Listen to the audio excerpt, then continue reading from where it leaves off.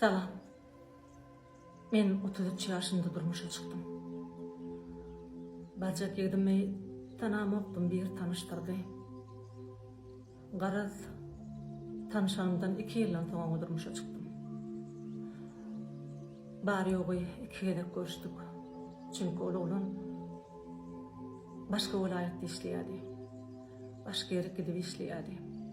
Tanışanımda 1 yıl olanına yağlıktandılar. İhtivatam zat toplap bilmeyen yeni kalın yığınak bilmeyen mesrak gediler. Yoksa biz kendi o diyende adam talmanlık kolin.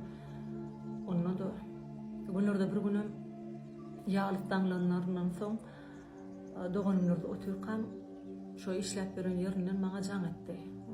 Hili seninle minne yok. Burada da kaharlan kıygılıp başladı. Onun sesini işten doğanmam şu attan şey diyen olsa ne hildurmuş olur ka. Senin fikirlen neydi? Onu da men o kadar süre bolmak kovdu. Şu at burada da kahar gelenler dedim de delil yok bir alacı olur dedim. Garat bulur adak tenek dağıtlar bilen galın getirdiler. Olon yağdaylarının bolup görüşlerini görüp kakın bir hil govunamadı. Govunu sızanlarda ecem olsa her hil yaşayış var. Zat neyme bağıt zat da değil ahir deyip de mümkün olan yağdaylarını kabul etti de toyun sehedi belleneli 2019 yılın Oktyabr ayında men durmuşa çıktım. Toyunun ertesi men hiç oat yadımdan çıkmadı. Ertesi onu yerden tehede gelinin yanına gelinler, çay getirler. Yok. Olur da o yok kene.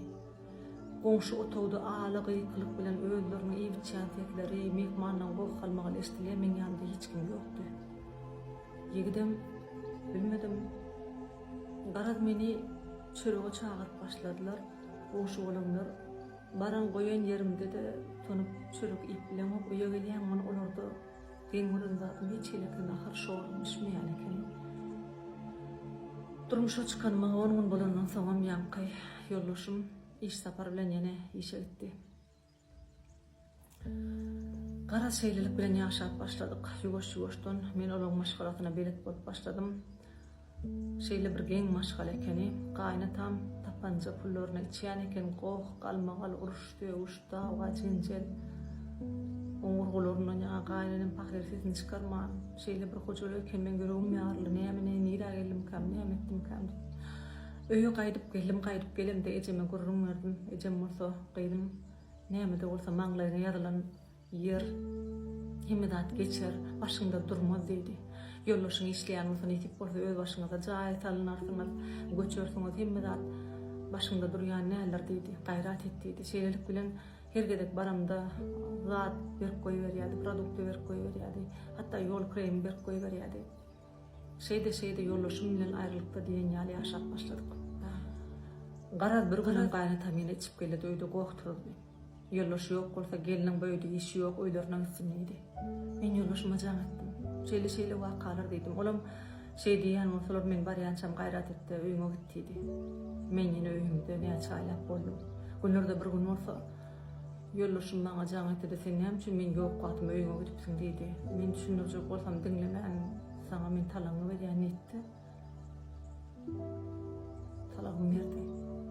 Men bolyan vaxtlara şeyli bir gen vurup neyemediğini düşünmeyen şeydi. Yörkemim yine bir neçe vaattan sonra yollaşım eydimden geldi. Geldi de ödünün bir gelimiyle katnaşıyanlığını amara doğalanan yalı şoň eydinin ayrılıp bilmeyanını aytdı.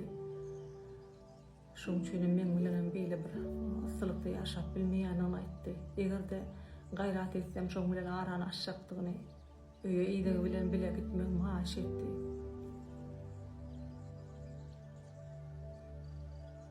Men maşgalam bolmajak bolup oňyna düşüp gittim. Gittim de ahyrym men şo ýerde işleýän bolsa sen ýanyna gitjek diýip aýtdym. Sen bilen bile boljak diýip aýtdym.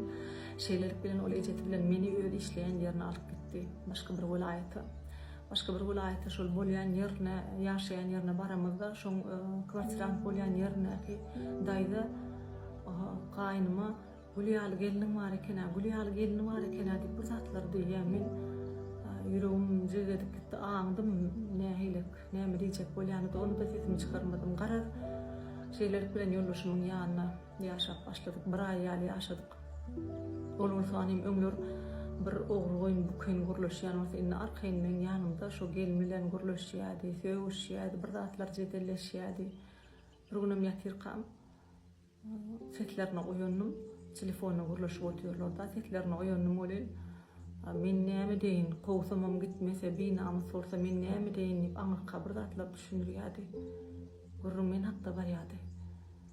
Men hem sen oturdum, ertesi günem siz gaýrat edin, ejem bilen öýe gidin, men bir hepdeden barjak diýdi. Garazy şeýtlikde öýe gaýtdyk. Öýe geldi, bir wagtdan soň geldi şeýle bir. Öýde gowturdy, bilemok nämedir bir zada azara. Şeýle bir gowturdy. Meni urup başlady. Şol urgulaň, şo gow galmagalyň üstüne de men doganlym geldi.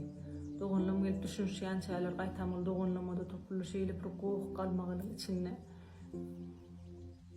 Nähilek zatlaň içinde doganym meni alyp gaýtdy. Şeýdip öýe geldim, ağlap ýatdym näçe wagtyň içinde. Kalap diýen ýaly içeri çykmadym. Has doğrusu gelimde men bir aşk etdik. Görülkeni stresden men çağajygym düşdi.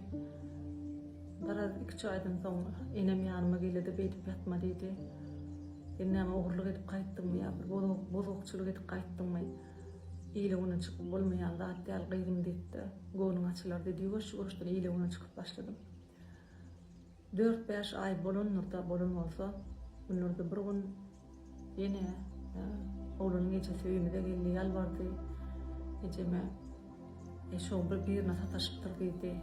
Bir saparlar diýdin, ha şeýle bolar, beýle bolar, eýle bolar gidiýär diýdi. Kakамyň ýanyna ýalbardylar, kakam ana özü bilen gurlaşdypdyrlar. Oğlan ýigit geldi, ýalbardy. Ejemem näme ahirçygym bolýar, gyýrym berip görmedin. Erkek adamdyr, ýalňyşandyr. Her hili ýagdaý bolar, gaýrat etdi gidiýär diýdi. Men ýene şeýtdimde gitmekle karar verdim. Böyle ertirde atlamam, goşlamam. Atlam ýygnap bararym diýdim bolýan. Oňa aşylmam. Men elime del nomerden bir jaňyl alsam, şo gatnaşany geldi. Senden pikir edýän, sen baranda ýene ýaşardyňmy? Men ýöne gaýtdym şu an. Şeýle bir men gatnaşygy, men toý etjek boldum, toý etmediler. Şoň üçin şeýtdim, sen barbyr sen bilen ýaşama. Ol men gowurýar diýdi. Şeý diýip o maňa jaň edenden soň o ýigit ýene meni ýedemedi. Bir näçe wagtdan soň imodun olaň ikisiniň bile düşen suratlaryny görüp ýene ağlap ýatdym.